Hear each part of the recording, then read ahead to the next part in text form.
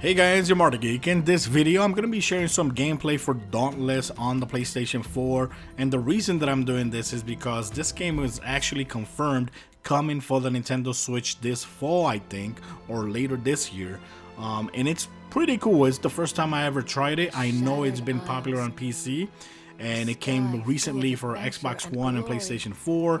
For those that don't know, this is basically like a Monster Hunter type of game, but with like Fortnite type graphics, and it's free to play, and it is really cool. I really liked it. So here, of course, I already played this, and I'm gonna be showing you guys the gameplay and all that. Wow, I'm gonna be talking about E3 2019.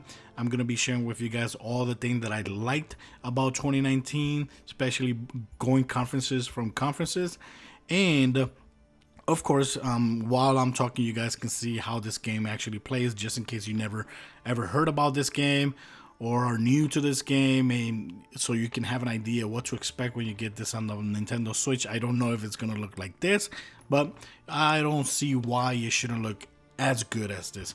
But first of all, let's go and start with the first thing that I liked about E3, and it has to be with EA. On Saturday, they announced Star Wars Jedi Fallen Order. They finally showed some gameplay. They showed more the character, Sol Guerrera. Oh my god, the little robot, I forgot the name of the robot. The game is coming out actually in November. I think we already had that date before. And I liked it. I really enjoyed everything that I saw, so I can't wait to play that game. The other thing that I liked, of course, from Xbox Conference, which was the next day, the first conference on Sunday, was the fact that they announced a whole bunch of games that will be available on Xbox One Game Pass, and that's freaking awesome. For me, in my opinion, Game Pass is so much underrated, and in my opinion, it is the best service over any other service out there in the market, better than any service Xbox, PlayStation 4 has to offer, Nintendo has to offer, Ubisoft has to offer. I think for $9.99 you get to play all the games that are exclusive to Xbox on day one, plus all the PC games. I think that was awesome, and the fact that they announced Xbox Game Pass for PC for $9.99, I've been enjoying it since day one. I subscribed, so yeah, I've been using Game Pass for PC since it was announced on Sunday. I liked the Blair Witch game. The Blair Witch game that was announced looks awesome, coming for Game Pass. Gears 5 looks great. We saw a new game mode, which is Escape. Looks great, coming for Xbox Game Pass. Halo Infinite looks great. The little trailer that they showed, they didn't show gameplay, but I'm really pumped for that game, and it looks great. Ori Wild of the Wisp looks great as well. The other thing, Bleeding Edge from Ninja Theory looks awesome. I really liked what I saw, and it's also going to be available for Game Pass, of course. And you know, the only thing that I think that Xbox really failed in this conference is the fact that they didn't take advantage of the xCloud. They barely talked like a minute about it. They only said that the Xbox will be able to stream to your devices for free, which is basically like PlayStation 4 remote play. And of course, xCloud servers is going to be paid. They didn't say how much is going to be paid, how much you're going to be paying for it. They did say it was coming out in October, I think it was. But other than that, they didn't mention nothing else. Scarlet, the next generation Xbox. Honestly, they should not say anything, because what they said is basically the same thing that PlayStation already said about the next gen PS5. Basically the same thing, but of course you had a little video with developers and spec dudes all crazy about oh no, we hate loading times and all that. You know, they didn't show absolutely anything, and I think they missed the mark here. With Sony not being in the conference, they should have showed something. They should have shown a controller, a device, a gameplay for something. I don't know. They should have showed something, but honestly, I didn't like what they showed. I didn't like what they talked about. And xCloud, they missed the mark. They should have taken over Stadia, but they didn't. Okay, next, Bethesda.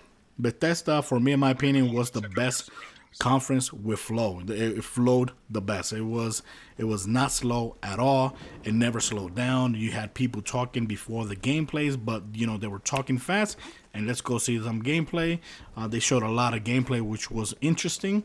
But my favorite thing about Bethesda was Ghostwire Tokyo.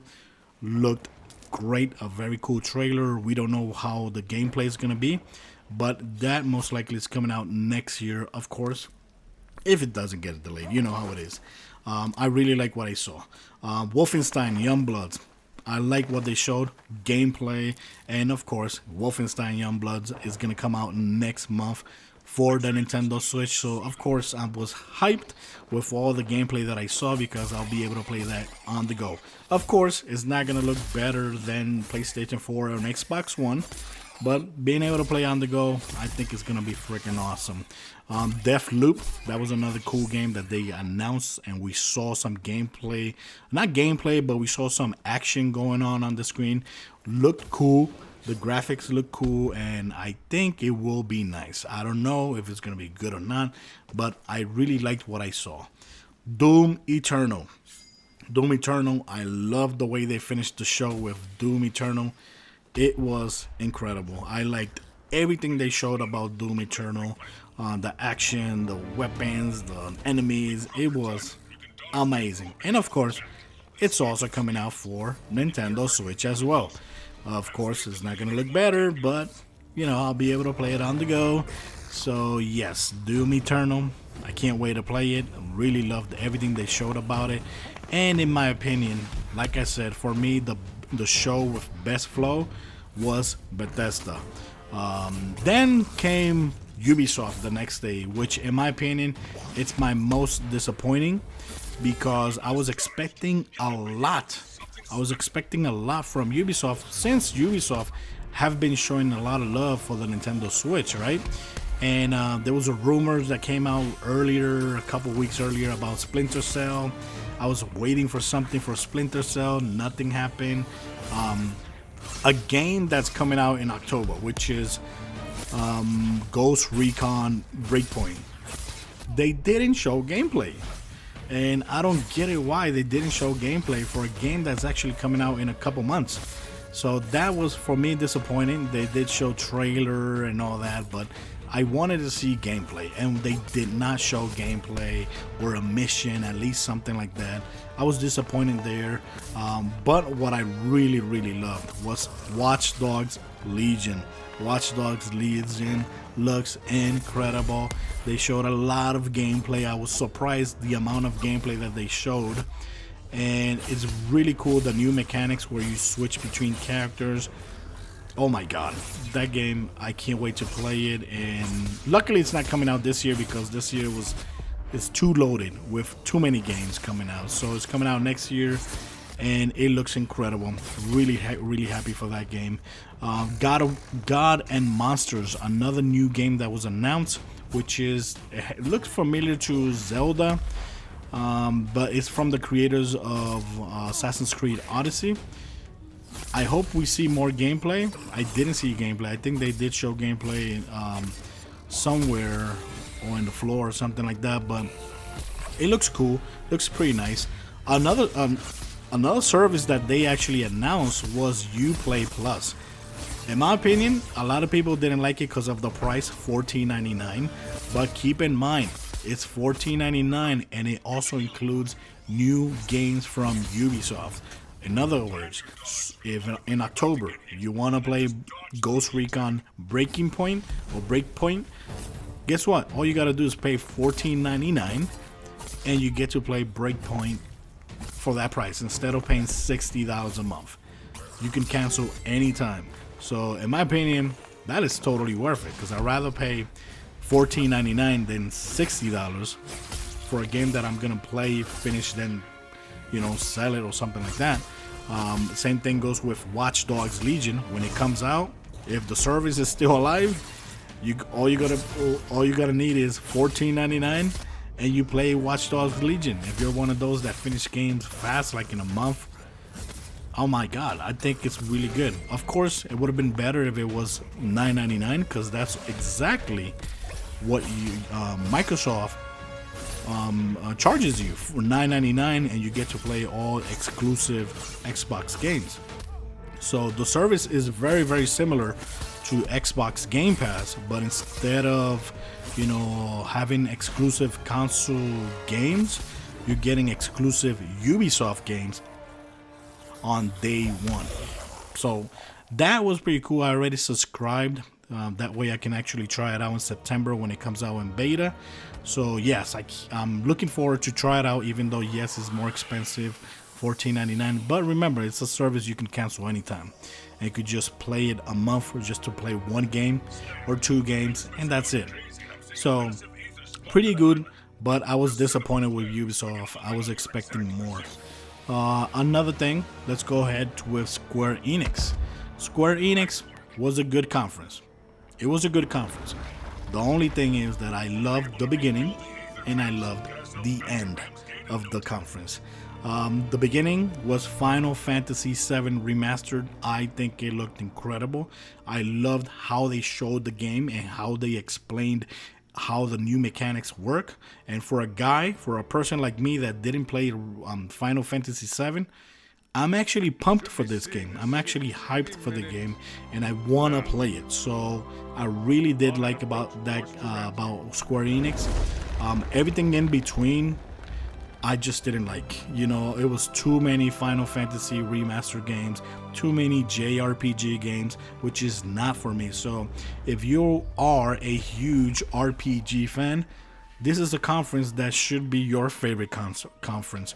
It wasn't my favorite conference because I was just tired of so many Final Fantasy games coming out and JRPG games. It wasn't for me. It wasn't for me. But at the end, we got Marvel Avengers. I felt, kind of weird. It actually felt kind of weird to see the new faces on the characters. They didn't show too much gameplay. They said it was online, co-op, and story mode too as well. You could play by yourself, but they really didn't show us too many gameplay.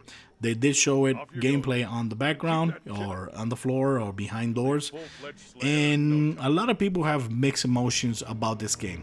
So I'm a little bit worried about Marvel Avengers, but I'm glad to see what I saw. I really digging the story with Captain America dying.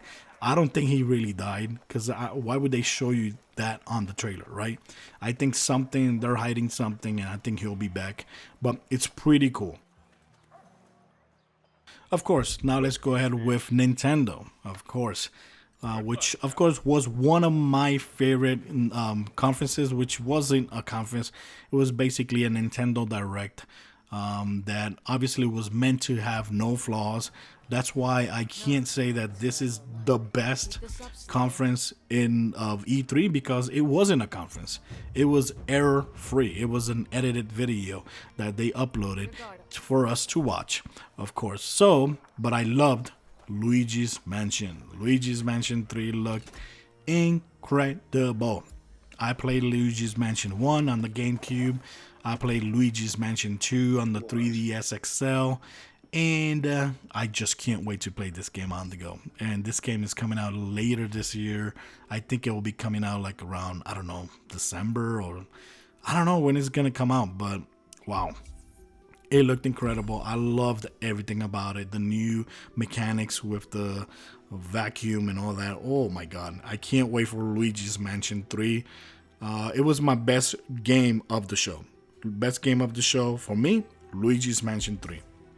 Of course, they also talked about Legend of Zelda, Link's Awakening, coming out September, I think it is.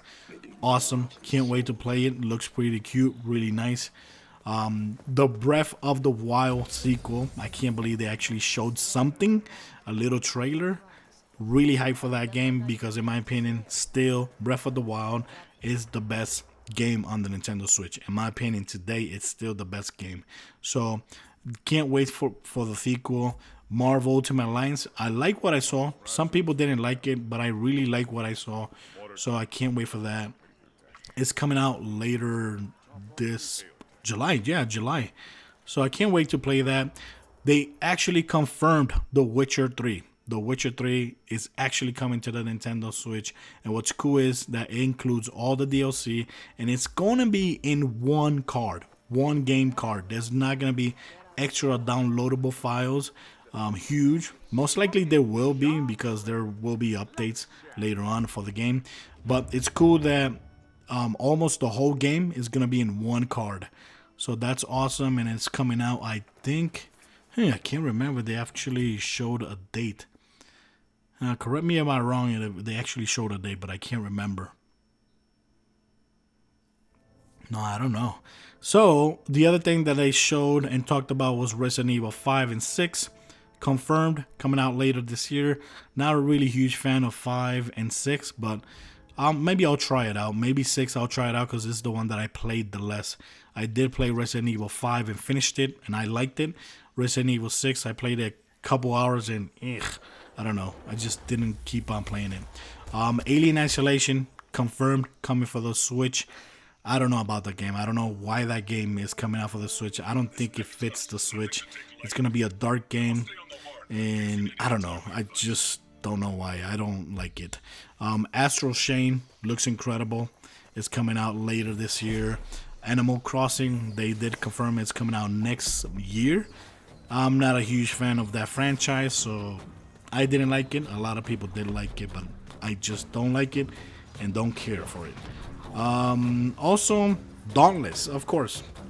Dauntless, they showed a little tiny clip about this game coming out for the Nintendo Switch, which you're watching here right now. And like I said, it looks pretty damn good. It plays like Monster Hunter World, which I'm surprised. And the graphics looks not that bad. It looks pretty cool. So of course I'm barely starting this game.